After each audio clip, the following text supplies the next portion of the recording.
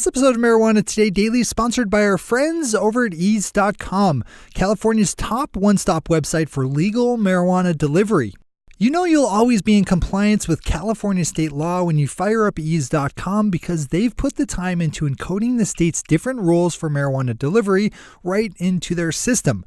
Find out what the local laws around delivery are in your area, and if you're lucky to get the green light for ordering, you can search and select from a list of top legal marijuana products at great prices right for delivery to your door. To get started, just open up ease.com, which is spelled E-A-Z-E, ease.com.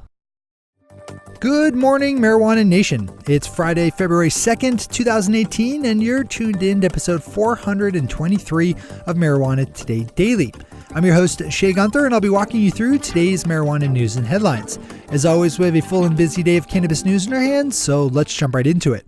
Our top story of the day is a piece by Tom Angel over at Marijuana Moments about an interview given on Wednesday by the State Attorney General of Washington, in which he pledged his support for his state's legal marijuana industry. Washington State Attorney General Bob Ferguson spoke with the Columbian newspaper and said that if U.S. Attorney General Jeff Sessions were to go after a company operating in full compliance with Washington state marijuana law, his office would work in its defense. Attorney General Ferguson said, quote, hypothetically speaking, there could be a business that's licensed in Washington state selling marijuana that's all in state law. Let's assume they're following state law to a T. That's important. And the feds go in and try to shut that business down. They seize the marijuana or the proceeds. If it's a business just following our rules and they're a business minding their own business selling marijuana, yes, that would get our attention for sure. Unquote. This is a great example of the strength of position carried by legal marijuana today, and a great story to read in full. As always, we have all the news we cover linked to on our website at mjtodaydaily.com and on our Twitter account at mjtodaydaily. Rob Kampia, the former executive director of the Marijuana Policy Project, who was forced to step down in the midst of a rumored news story yet to be published about renewed sexual harassment complaints, has a new former title to add to his resume, as Marijuana Business Daily is reporting that he has been stripped of his position as a board member of the National Cannabis Industry Association. Regular listeners should remember that Kampia was the subject of a 2010 expose by a Washington, D.C. newspaper that detailed his long and wide-ranging history of sexual harassment and general creepy behavior. As Marijuana Business Daily has it now, Kampia was removed from his board position with NCIA this week. When asked about the decision, Kampia predicted a mutiny of NCIA members over his ouster. We'll make sure to keep an eye out for that. This is another excellent story to open up in full. Our final top story of the day swings us out to my home state of Maine, where yesterday state lawmakers failed to extend a moratorium on the sale of adult-use cannabis, meaning that today, technically, legal adult-use sales are legal in Maine. The only problem with that, of course, is that there's no way yet for dispensaries to actually open. The Maine State House voted yesterday 81-65 against the bill that would push the moratorium on adult-use sales, which expired yesterday, to May 1st. One of the factors here is our obstructionist Governor Paul LePage, who wants to push the start of adult use sales back to next year entirely. So he and his Republican lackeys in the state house opposed yesterday's proposal. This story is as dynamic and evolving as it gets, so we'll keep following along as it goes. Those are our top stories for today. It's time for Marijuana Today Daily Headlines Blitz. Before we blitz it in headlines, let's quickly thank our sponsor, ease.com, California's top one-stop website for legal marijuana delivery. If you live in the Golden State, then fire up ease.com, which is spelled E-A-Z-E, to learn about your local options for legal cannabis delivery. If you don't live in California, and really even if you do, you should also open up ease.com/blog to check out their 2017 State of Cannabis Data Report, which is chock-a-block full of all sorts of must-read bits of information, wisdom, and knowledge about legal marijuana consumers and how they buy and use cannabis.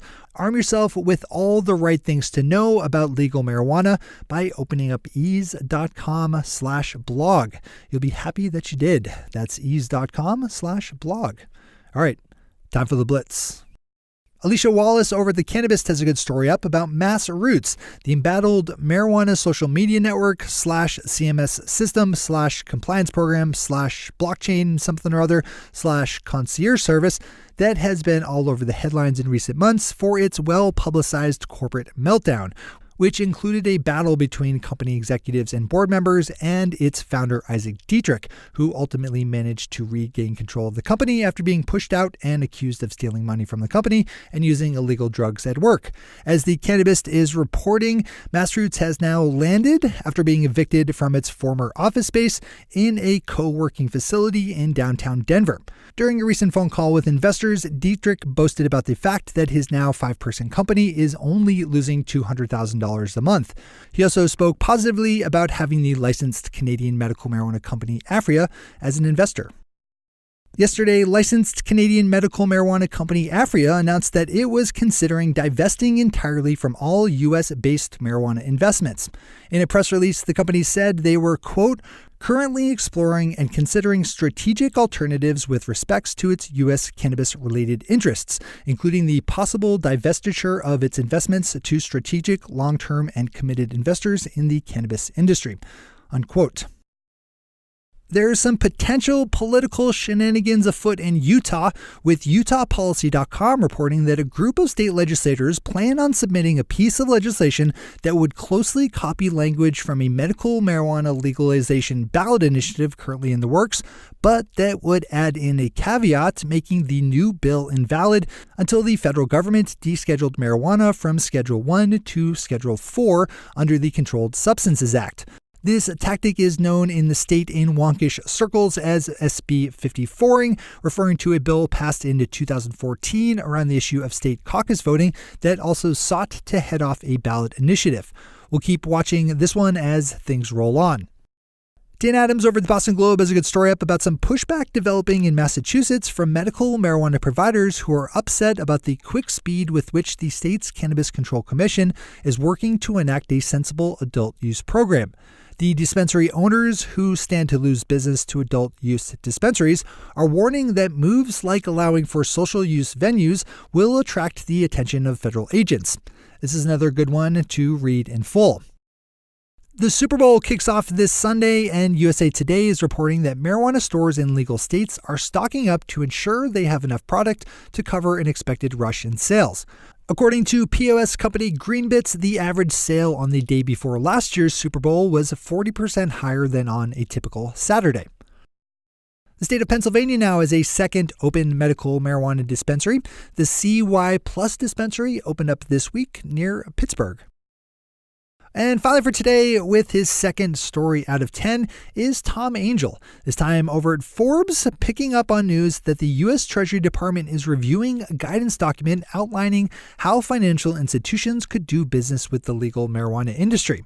I've made mention of this before as a parallel document to the Cole Memo followed by the Treasury Department's Financial Crimes Enforcement Network, also known as FinCEN. After the Cole Memo was rescinded recently by Attorney General Jeff Sessions, a group of bipartisan lawmakers wrote to the director of FinCEN asking that it continue its policy of allowing for limited cannabis banking.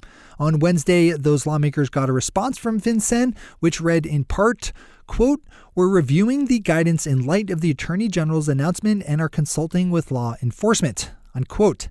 Yet another story we'll definitely be watching. Those are the headlines and news for the day. I'll be back with you again Monday morning with another information-packed episode of Marijuana Today Daily. But in the meantime, if you have any stories to share or feedback to give, zip us an email to headlines@mjtodaydaily.com. And while you're clicking around the interwebs, swing over to our Twitter account at mjtodaydaily and visit our website at mjtodaydaily.com to find links to all the news we cover. Thanks to our sponsor, Ease, and to all of our awesome Patreon listeners for the support that makes this show possible.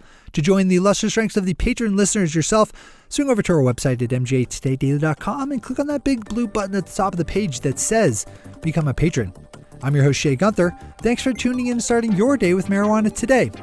Today.